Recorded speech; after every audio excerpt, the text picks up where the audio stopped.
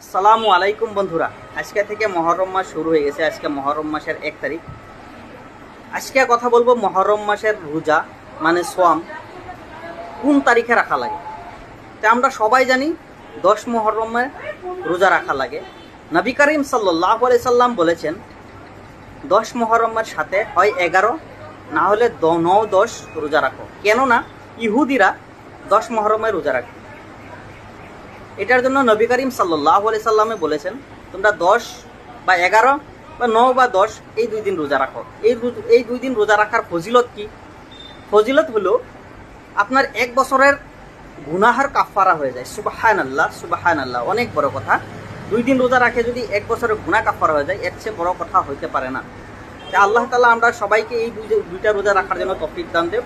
ভিডিওটা ভালো লাগলে শেয়ার করে দিবেন, অন্যকে দেখার জন্য সুযোগ করে দিবেন, সাদকা জারিয়ার একটা কারণ হয়ে যেতে পারে। ভিডিওটা শেয়ার করে দিবেন ভাই। সুস্থ থাকবেন, ভালো থাকবেন, ফলো দিয়ে পাশে থাকবেন। আসসালামু আলাইকুম।